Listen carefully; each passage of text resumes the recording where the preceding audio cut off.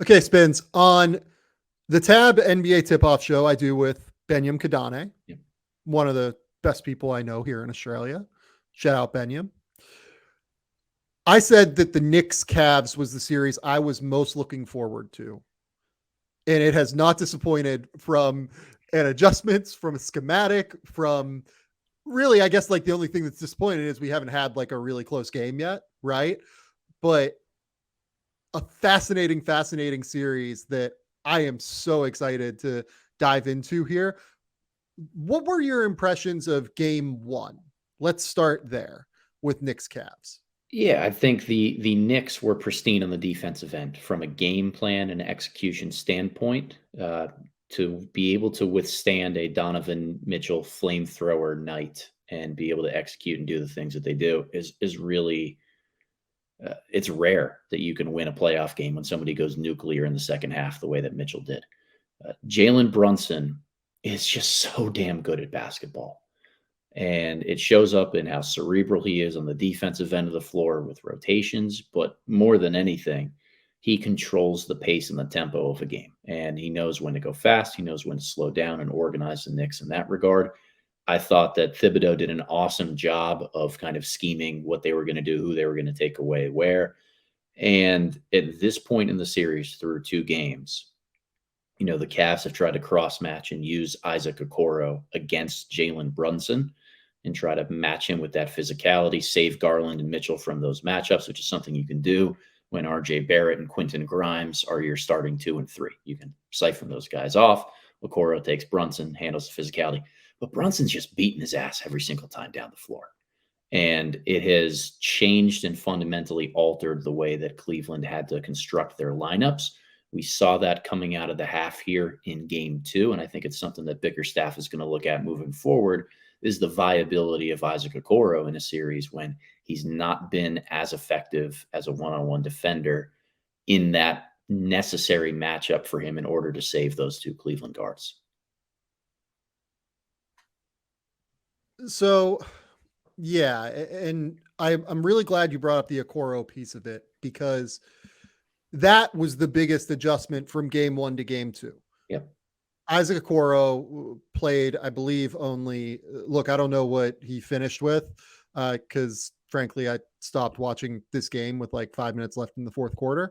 I saw the Julius Randle play, and we'll talk about that in a minute. But like Isaac Okoro, looking now at the box score, did only play 3 minutes over the course of this entire game. They really rocked with Karis LeVert in this game. And Karis LeVert knocking down some early threes, I think really set the tone in terms of floor spacing and in terms of just opening things up for the guards.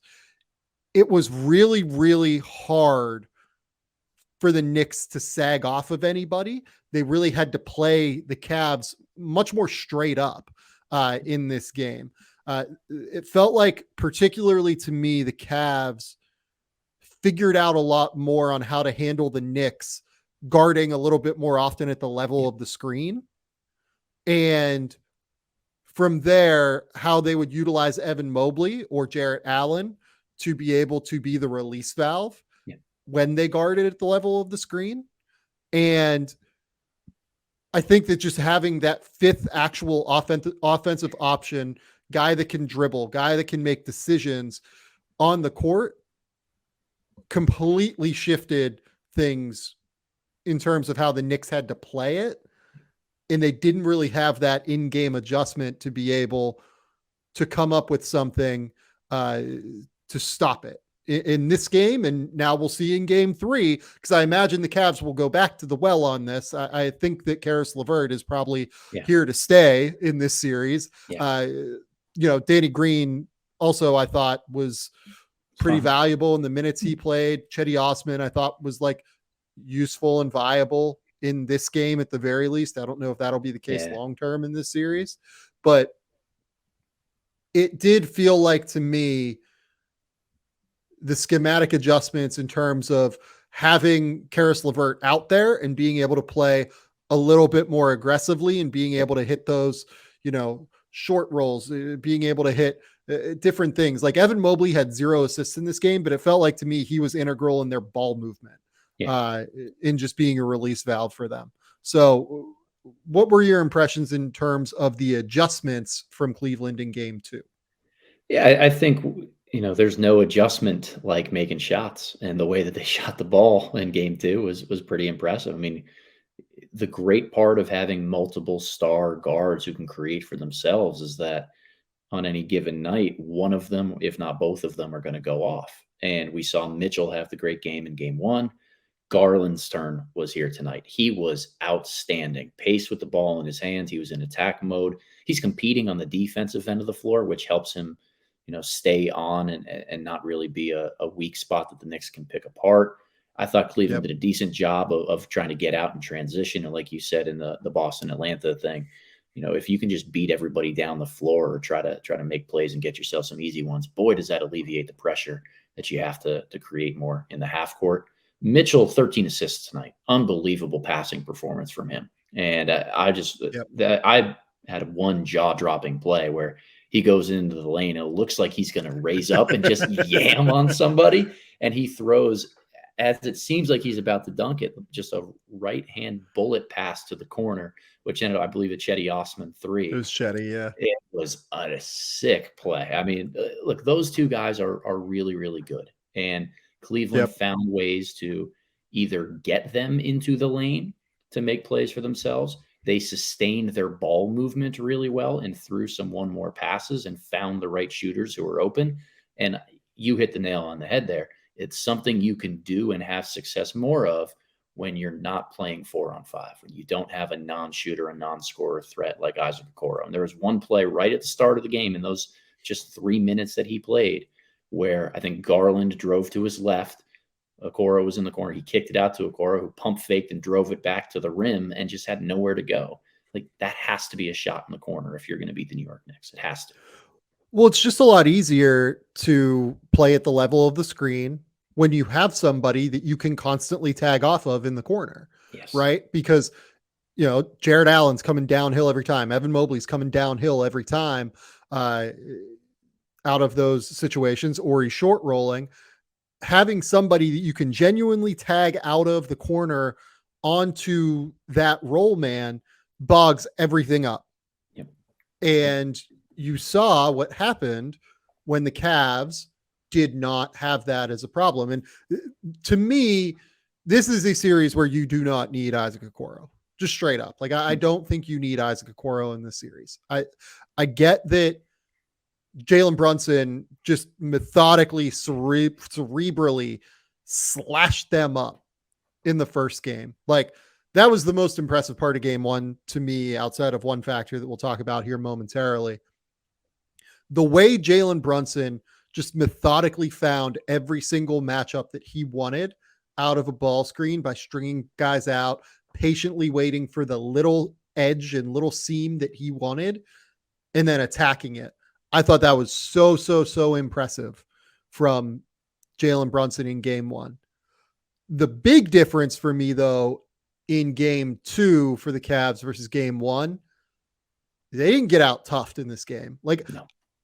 I don't think I'd go as far as to say the Knicks kind of punked them in game 1. I think that'd be aggressive. I felt like you could see the strength edge and the physicality edge in the front court from the Knicks in game 1. Like, there was that viral clip of, Evan Mobley just getting driven on the free throw line forward by Julius Randle trying to get a rebound. And you saw just the strength edge and the physicality edge that they have. It felt like, particularly to me, Jared Allen took it on his shoulders tonight to say, no, that's not happening again. Like, Jared Allen had 9 points, 10 rebounds, 3 assists, 3 steals, 3 blocks. He was a physical presence at the rim every time in this game. He was really impactful when he had to be in space defensively. And I know that Knicks fans are going to be upset about this when I say this. I thought that the play at the end of the game where the Knicks are down 20, Julius Randle is going to try and throw down a dunk in transition, and Jared Allen does not need to go and try and contest this. Just straight up. Like, there are 3 minutes left in this game, whatever it was. He does. And I think that kind of attitude is emblematic of some of the adjustments the Cavs made in this game, just in terms of setting a tone on their own home court. And I didn't really have a problem with him doing it because I thought it was in that vein, as opposed to trying to hurt somebody, as opposed to trying to, contest something when the game is over, which it did happen. But, in an ideal world, do you hope that that doesn't happen? Yes, but these games aren't played in a vacuum. And I thought that a big piece of what the Cavs did tonight was based on just not getting out toughed and not getting like out physical in a real way. Like the offensive rebounding battle tonight was pretty close to even. The points off of turnovers, the Cavs just turned it over like crazy in the first game as well.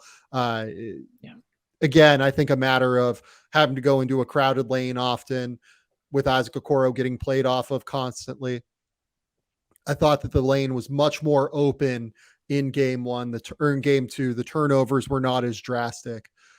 Yeah, I thought that it was a super, super impressive, professional, and strong performance from a team that is still quite young and is still figuring out what their playoff identity is going to be on some level. Like these guys have never played playoff games together up until game one of this series. And look, they're still figuring out what they need to do and what buttons to press. I think removing Okoro from the rotation and leaning in more to Levert and the experience Danny Green helps.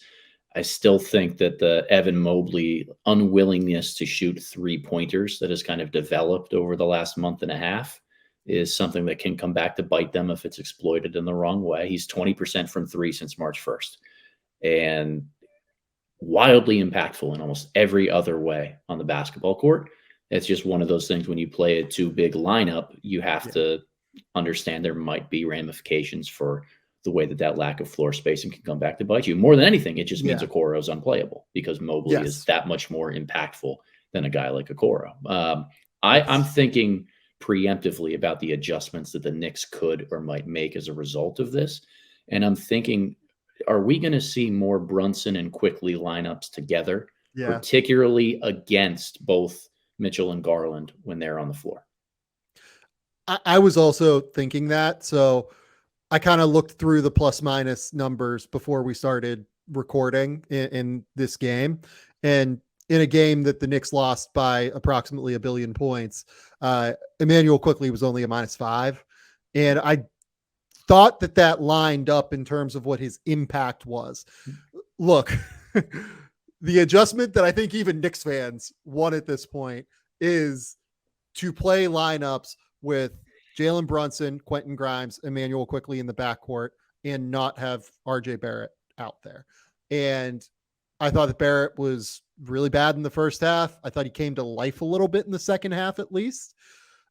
I didn't think Barrett was their biggest problem in this game by any stretch, but I would very much like to see more of those lineups that involve that. And I also think there's a real case for the Knicks to go super small.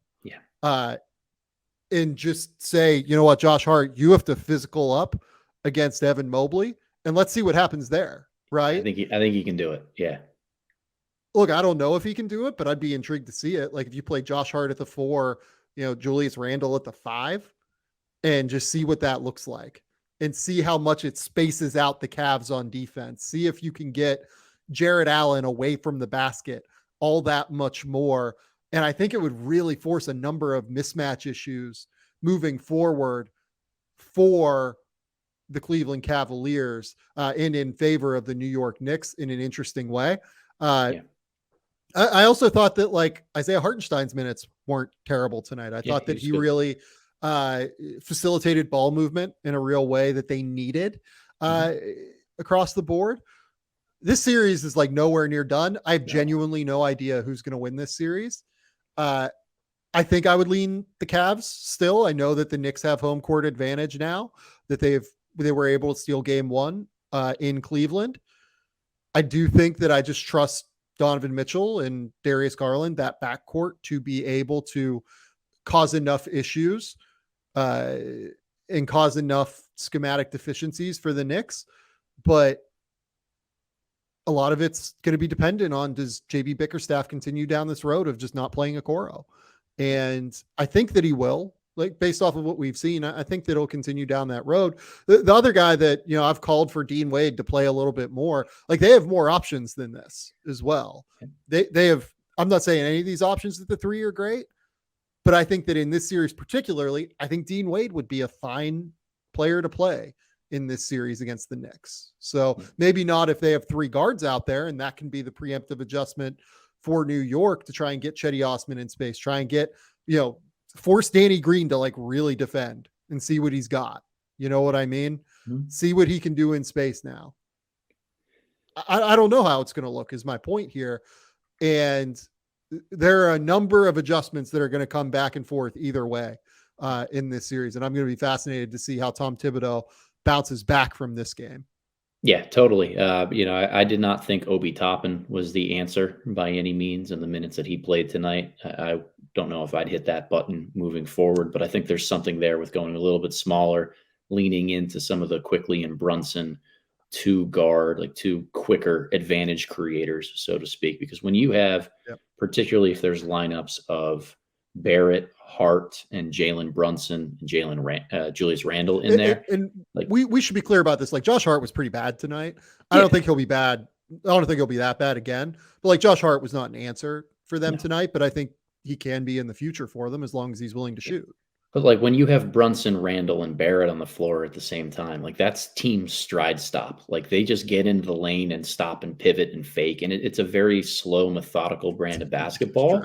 And it's really hard to get like easy kick out opportunities for threes from there. And I think that's where the Knicks, like, as they need superhuman Brunson, they need efficient Julius Randle in order to produce enough offense against a pretty good Cavs defense. Like a little bit more quickness and a little more ball movement, I think will get them some easier looks from beyond the arc. Okay.